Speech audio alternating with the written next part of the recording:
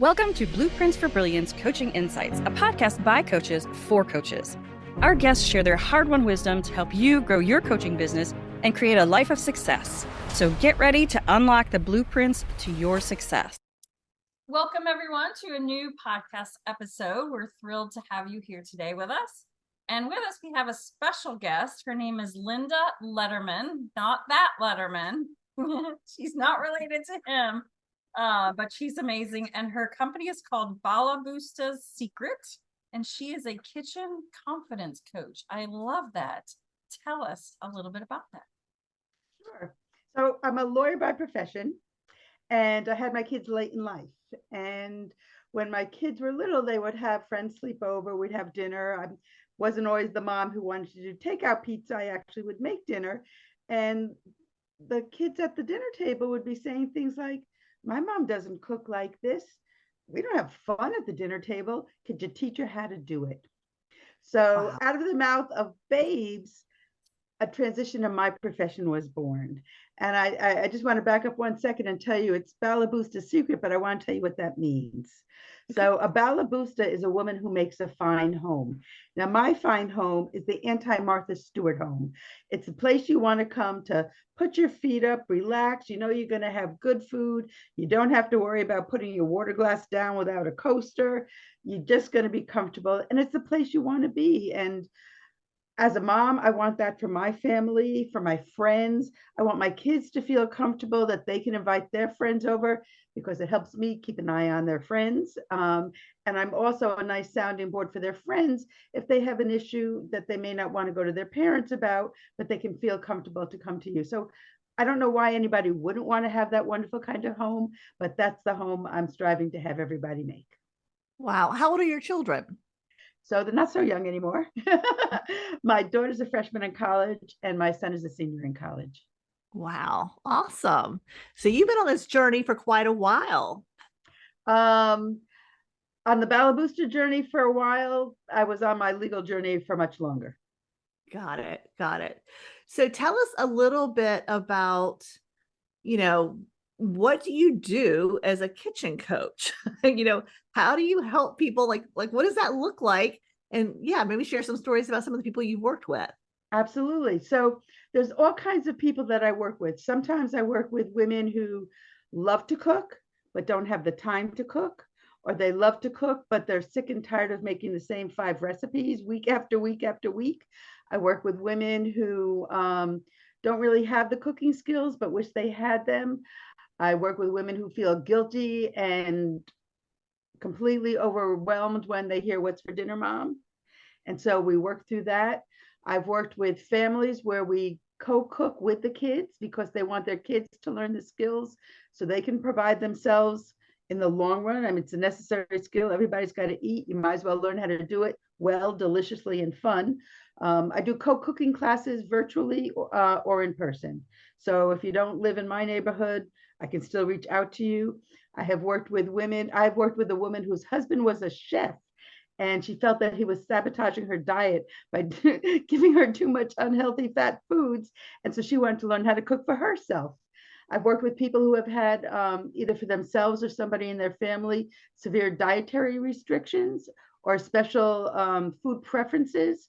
And I do menu planning, recipe development with them, and cooking. So I can provide them a weekly meal plan with the recipes and the grocery list. So a variety of things. But the goal is to make women comfortable in the kitchen, happy with what they're doing, happy and fun when they sit down to enjoy their family at the table.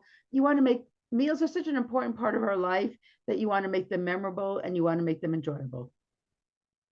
Yeah, I feel like it's such a great bonding time with your kids, sitting around the table, having dinner as a family, talking about how their day was.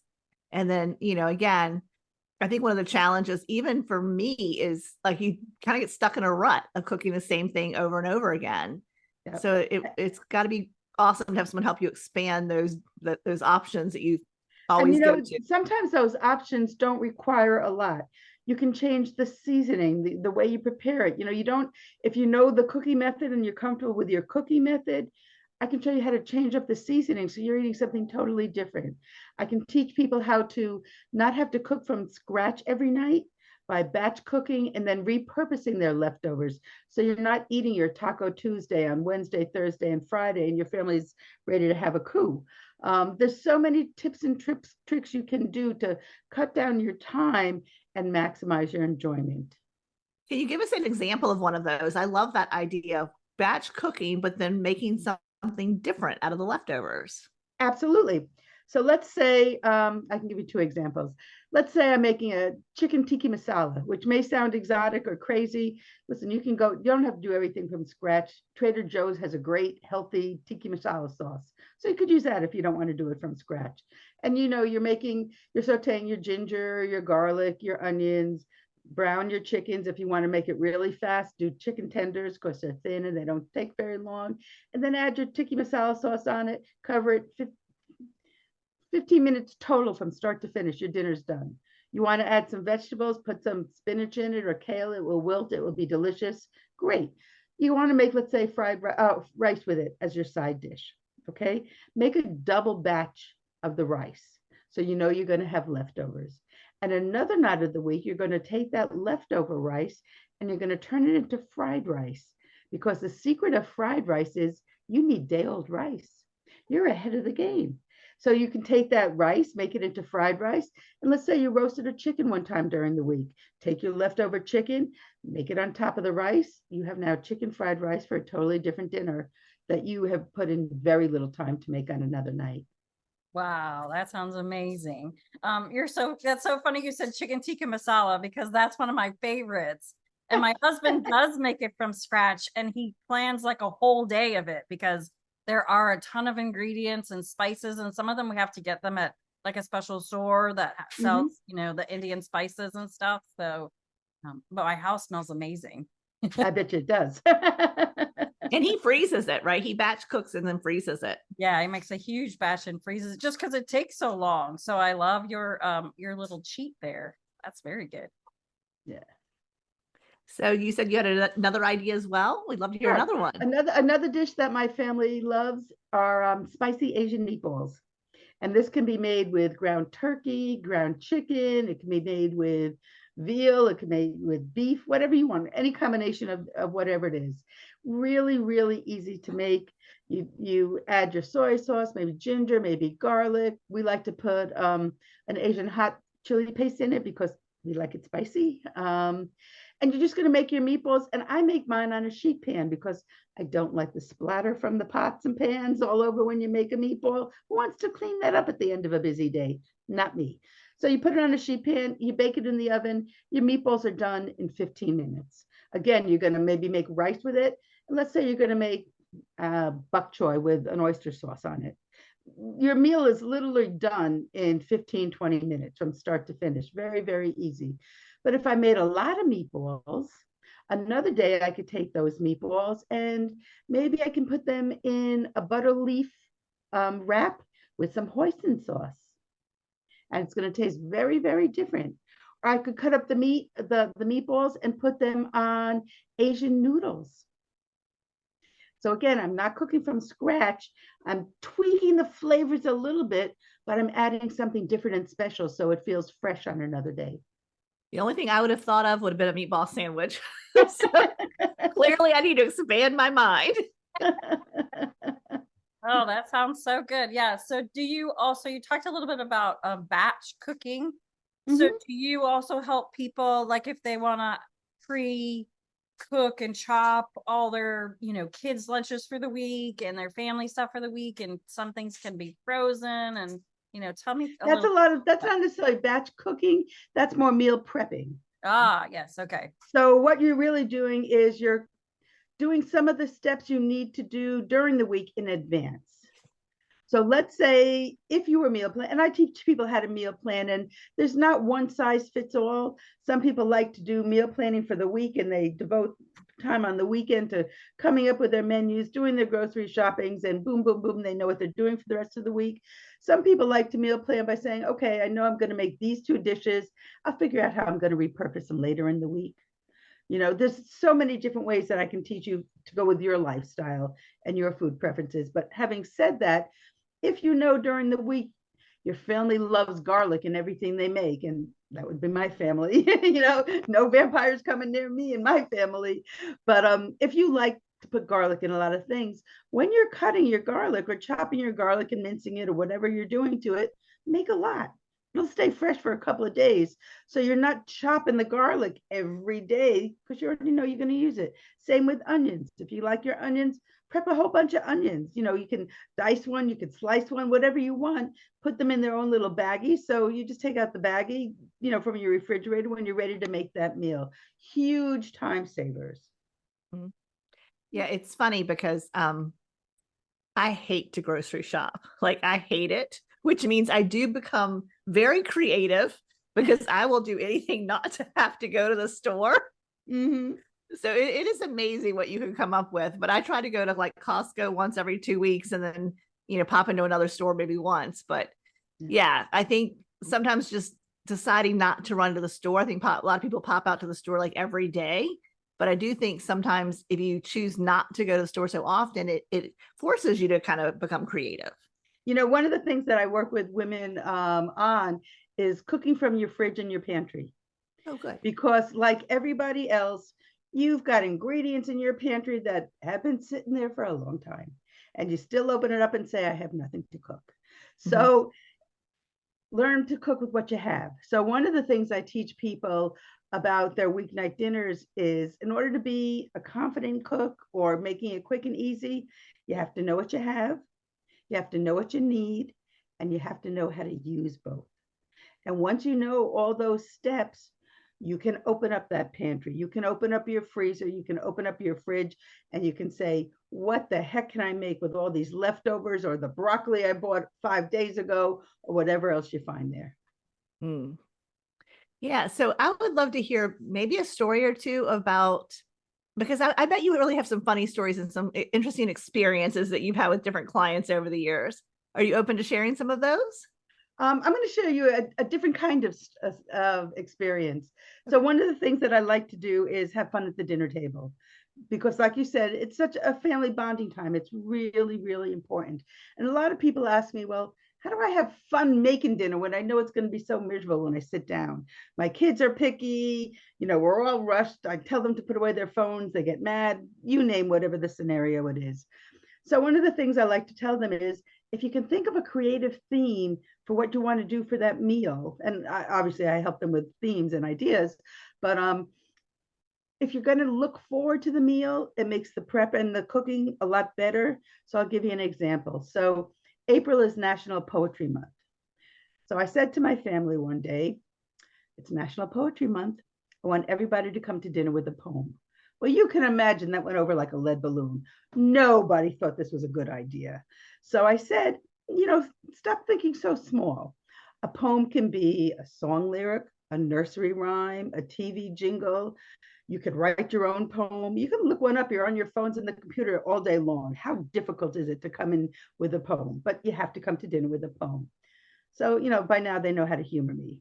And so at dinner that night, my son came down with a poem and probably read the poem he wrote called I Hate Poetry, which was quite fun. My daughter came down with the most ridiculous nursery rhyme she could find. And my husband decided to take it upon himself and wrote a rap song. It was the worst song, which he proceeded to sing loudly and so proud. And to this day, he'll tell people, I wrote a rap song. And we're all going, no, Dad, no, John, don't do this.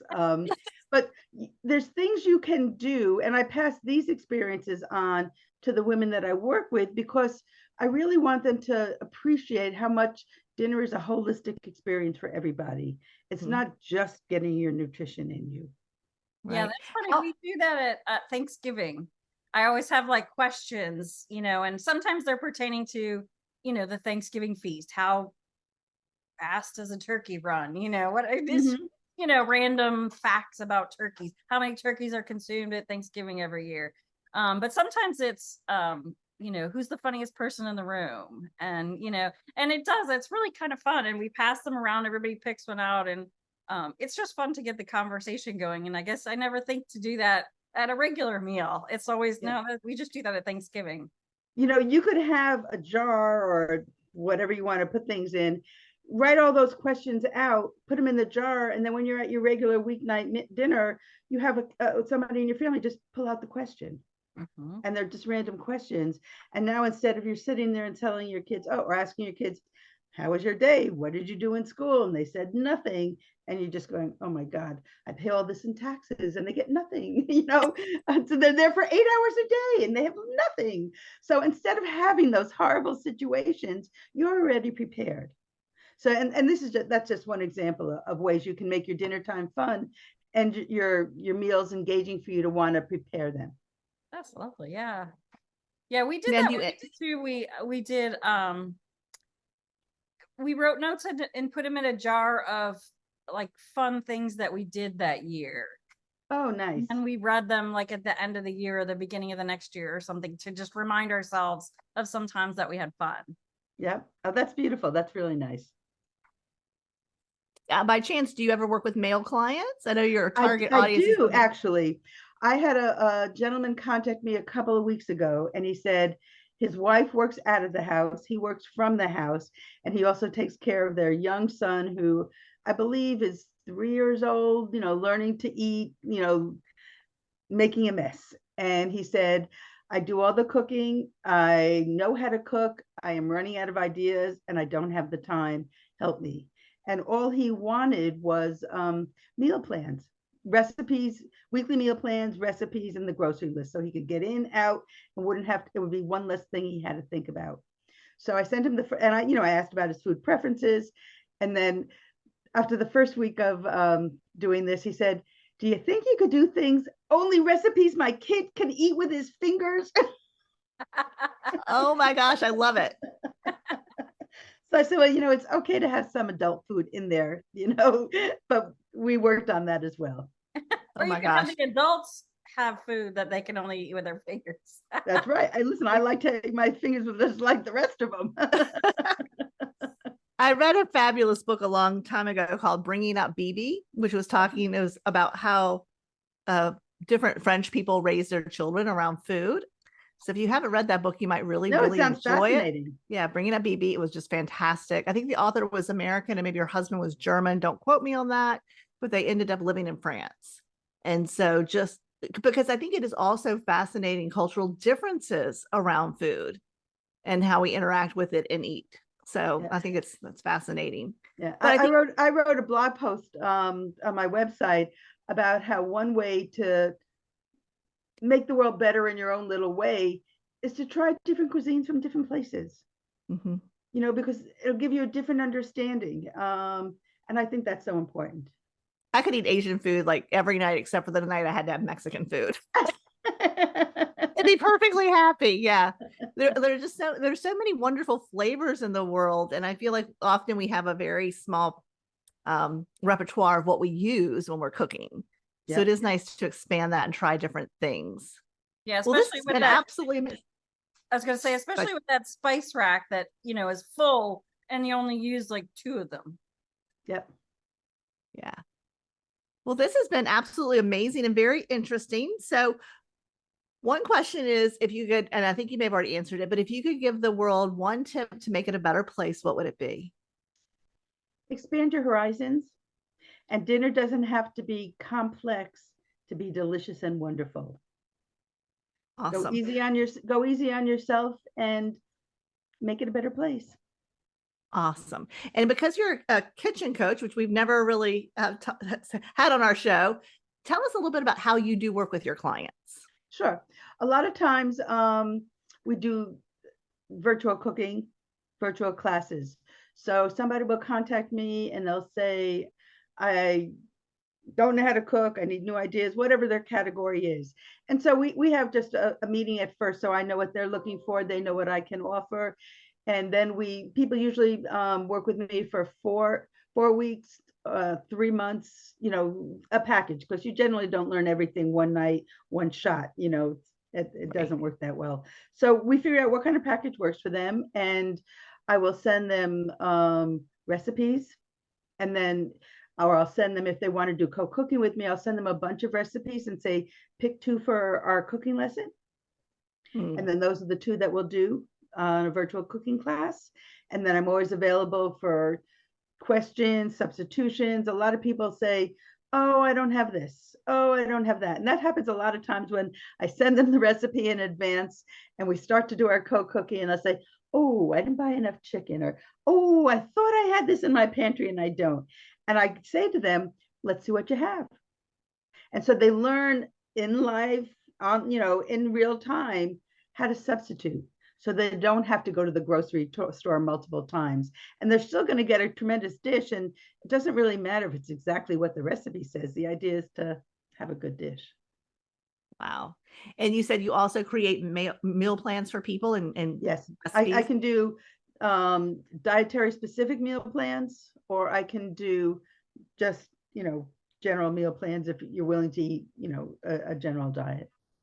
Okay, awesome. And how would you like people to reach out to you? What's your website address? My website address is balaboostasecret.com. I also have a Facebook group, Easy Weeknight Dinners for Busy Moms. We have a lot of fun there, so you can find me there. I have an Instagram account, boostas.secret.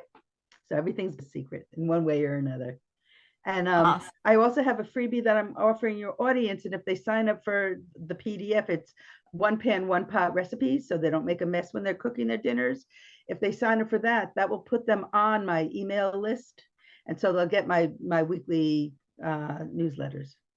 Awesome. We'll put all of that information in the show notes, and I'm definitely going to sign up for that because I'm needing new ideas, and I love your one pot ideas. So that'll be fun to get that PDF and learn from that, because if I can make it simple that I don't have to clean a lot, that makes me really happy. Absolutely. So. Thank you so much, Linda. It's been such a pleasure spending some time with you today. And I've got so many ideas that I've written down. So, and I'm sure our listeners do too. So thank you so much for coming on the podcast. Really appreciate being here. Have a great time, everybody. Thanks for joining us today on Blueprints for Brilliance Coaching Insights. We hope you're leaving this episode with inspiration to take your coaching business and your life to the next level. If you found value in this episode, we would love it if you would subscribe and share it with someone else who you think might benefit from hearing it.